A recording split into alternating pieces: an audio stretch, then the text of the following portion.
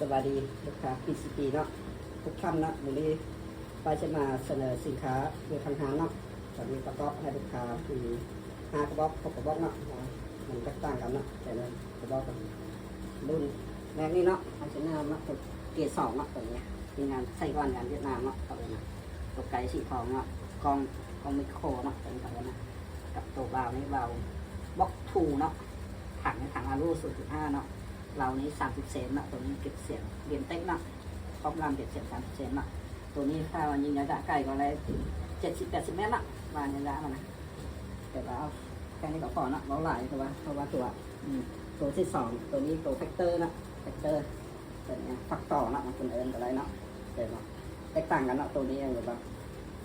สุดรถมันแบบว่าเขาเห็นมันใหญ่เนาะ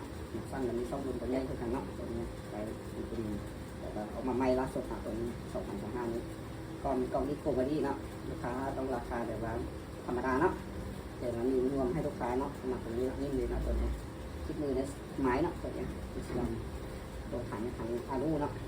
เบาตัวนี้เบาแบบเนาะธรรมดาเนาะมาเก็บเสียบครอบลำนี่50 เซนเนาะเราข้างในก็เราเตะ800เนาะ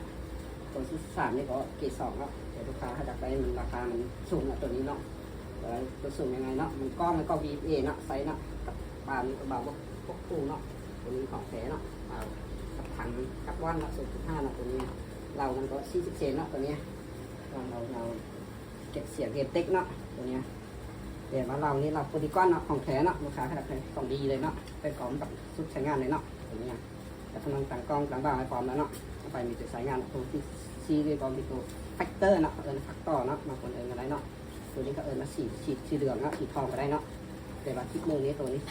สร้างเนาะกับลูกค้าในประการอย่างนี้เนาะกล้อง VA เนาะอยู่กันเนาะโม่10 ลูกเนาะตกแผลเนาะมีกระบอกพร้อมเนาะมองต่อไปดีเนาะกับตัวเบานี่เบาแป๊บแหวนเนาะตัวนี้ถังกับบอนเนาะแต่ว่าเก็บเสียงแตกต่างกันเนาะเก็บเสียงนี่ก็ของแท้เลยเนาะมันเป็นเก็บเสียงครอบลำ50 เซนเนาะแต่เดิมเสียงใช้มัน112 เซนนึงเนาะสั้นเนาะแต่เย็บดีเนาะตัวนี้เราเป็นเราโพลีกอนเนาะลูกค้าให้ใส่เนาะตัวนี้รุ่นดีเลยเนาะราคาเป็นตักส่งเลยเนาะตัวที่5นี้เนาะตัวนี้ก็เกรด2เนาะลูกค้าเขาแบบว่าเอาหมักหลายเนาะรุ่นนี้ถ้าว่าเอาถังอารูกับกล้องดีกว่าดีจะราคาก็ตั้มมาตัวนี้แต่ว่ามันรุ่นดีมาได้เนาะลูกค้าต้องการนะมันเป็นกล้อง VA เลยเนาะกับเปล่าบล็อกคูเนาะตัวนี้ก็เต็มถังกับว่านเนาะ0.5เนาะเรายาว50 เซน40 เซนเนาะตัวนี้เก็บเสียงกับเกมเต็กเนาะในด้านยิงกันก็80-90 เมตรเนาะตัวนี้ประกันให้ลูกค้าเนาะซัมนิโปนี่เนาะก็แต่ละชุดนี้มันแบบว่าประกันเลยเนาะ1 ปีเนาะให้ลูกค้าเนาะตัวนี้เบอร์โทรทางวัดแอปของน้องเนาะ020เนาะ9768เนาะ8224เนาะเบอร์ที่2นี่เนาะติดต่อมาส่งทางช่องทางใน2 เบอร์เลยเนาะ020เนาะ959เนาะ3908เนาะลูกค้าอะไรขอใจเด้อติดต่อมาทางหาเนาะ